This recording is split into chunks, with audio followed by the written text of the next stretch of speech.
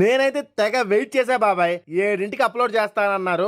ఇంత లేట్ గా trailer release చేస్తానని ఎక్స్పెక్టే చేయలేదు. కొండన్న కింగ్డమ్ ట్రైలర్ బాగుంది, బట్ నేను ఎక్కువ ఎక్స్పెక్ట్ చేశానేమో అనిపించింది నాకైతే. ట్రైలర్ ఎలా ఉందో చెప్పుకునే ముందు స్టోరీ ఏంటంటే, చిన్నప్పుడు అన్న తప్పిపోతాడు బాబాయ్, తమ్ముడు అమ్మ మాత్రమే ఉంటారు. హీరో సూరి కానిస్టేబుల్ అయితే మంచి తెలివి ఫిజిక్ ఉండడం వల్ల ఒక ఆపరేషన్ లో కానిస్టేబుల్ సూరి పైగా మారి శ్రీలంకలో ఒక ఏరియాకి పైగా పంపిస్తారు. కానీ అక్కడ ఒక వర్గం, అదే ఒక పెద్ద గ్యాంగ్ స్మగ్లింగ్ చేస్తా ఉంటారు.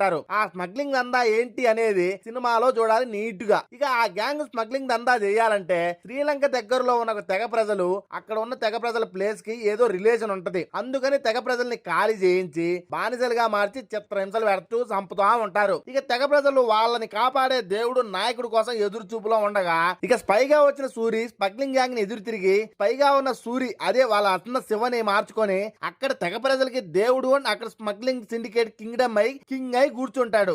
ఆల్మోస్ట్ ఇదే అనిపించింది బాబాయ్ ట్రైలర్ చూశాక.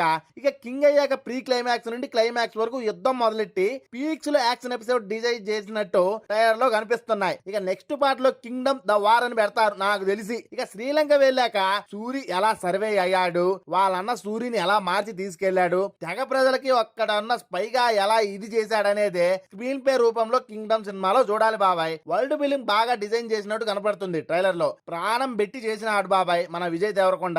మాక్సిమం హిట్ అయ్యే లక్షణాలు కనపడుతున్నాయి. ఇక మేకింగ్, విజువల్స్, యాక్టింగ్, సినిమాటోగ్రఫీ మంచి క్యూరియాసిటీ క్రియేట్ చేస్తున్నాయి. బట్ ట్రైలర్ కట్ ఓకే బాగుంది అనిపించింది, కానీ అంత హైప్ అయితే ఇవ్వాల నాకైతే. మరి మీకు కింగ్ టైమ్ ట్రైలర్ ఎలా అనిపించిందో కింద కామెంట్ చేసి మన ఛానల్ ని సబ్స్క్రైబ్ చేసుకోండి.